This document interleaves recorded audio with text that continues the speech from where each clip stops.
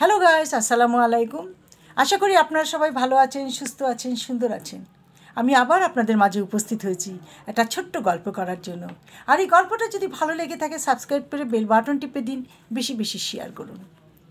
জন্মিলে মরিতে হবে এ কথাটা সবাই জানে, সবারই মনে আছে, মনে রাখতে হবে। পৃথিবীতে যখন আমরা জন্মগ্রহণ করেছি, পৃথিবীতে এসেছি, তখন অবশ্যই মৃত্যু অবধারিত। প্রত্যেককেই মৃত্যুর স্বাদ গ্রহণ করতে হবে। তাই আমি আজকে আপনাদের সামনে এমন একটা বিষয় উপস্থাপন করব যা আমরা সবাই জেনেও কোনো গুরুত্ব দেই না। বিষয়টা হলো জন্মিলে মরিতে হইবে। এ কথা একবারও নিশ্চিত যে আমাদের সবাইকে একদিন পৃথিবী ছেড়ে চলে যেতে হবে। তারপরেও আমরা অন্যায়, অনাচার, অনিয়ম এবং লোভ লালসা আমাদেরকে পেয়ে বসেছে। একজন মানুষের জীবনে কত টাকা লাগতে পারে বলতে পারেন? বেঁচে থাকার জন্য, সুন্দরভাবে চলার জন্য একজন মানুষের জীবনে কত টাকার প্রয়োজন, কত অর্থের প্রয়োজন তার, সেটা আমরা সবাই ভুলে যাই। আমরা সবাই যেন মান সম্মান, সামাজিক মর্যাদা সব কিছু বিসর্জন দিয়ে হন্য হয়ে অর্থের পিছনে ছুটে বেড়াই। এই অর্থের মোহের যেন শেষ নেই, সীমা নেই। অর্থের জন্য আমরা আমাদের নিজেদের আয়, মর্যাদা, আত্মসম্মান, মর্যাদা, এমনকি পরিবারের স্বার্থকে বিসর্জন দিতে সামান্য পরিমাণ দ্বিধাবোধ করি না। আমাদের মধ্যে এমন একটা ধারণা জন্মেছে যে অর্থ ছাড়া আমরা কিছুই বুঝি না।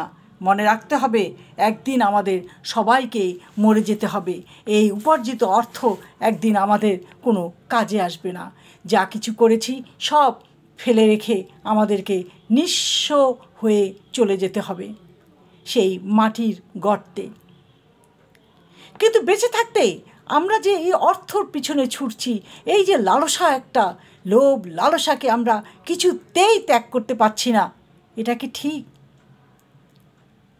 যার যত আছে তত চায়, তত চায়, এত চাই চাই করে জীবনটাকে সম্পূর্ণ দুর্বিষহ করে ফেলছে। তারপরেও কি অর্থ চাওয়ার কোনো শেষ আছে? অর্থ আমরা চাইতেই থাকি, চাইতেই থাকি। সেটা নিয়মের মধ্যে হোক, অনিয়মের মধ্যেই হোক, আত্মসাৎ করে হোক আর আত্মসাৎ না করেই হোক। আমরা টেকনাফ থেকে তেঁতুলিয়া বাড়ি ঘর জমি জমা করে ভর্তি করে ফেলেছি।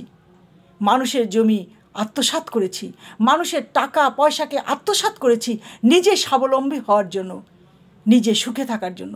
কিন্তু একবার কি ভেবে দেখেছি যাদের টাকা পয়সা আমরা আত্মসাৎ করলাম তারা কিভাবে চলবে, কিভাবে বাঁচবে? তাদের সমস্ত আয় সয় সম্পত্তি আমরা ছিনিয়ে নিয়ে গেলাম।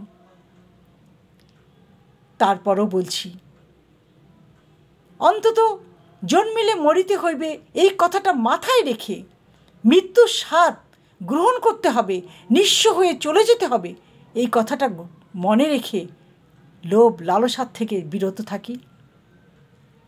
মানুষের অর্থ আত্মসাৎ না করে কিভাবে নিয়মমতো আমরা উপার্জন করি?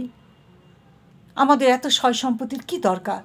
আমাদের সন্তানেরা এক পুরুষ বসে খায়, এক পুরুষ কষ্ট করে, এক পুরুষ বসে খায়, আর তৃতীয় পুরুষ বিক্রি করে চলে। তারাও তো নিঃস্ব হয়ে যাবে। মানুষের অভিশাপ বলে একটা কথা আছে। তাই বলছি, লোভ লালসা ত্যাগ করুন, নিজের নিয়মের ভিতরে, নীতির ভিতরে বেঁচে থাকার চেষ্টা করুন। হয়তো সন্তানরাও সুখে থাকতে পারবে, ভালো থাকতে পারবে। আজ এই পর্যন্ত। ভালো থাকেন, সুস্থ থাকেন। আল্লাহ হাফেজ।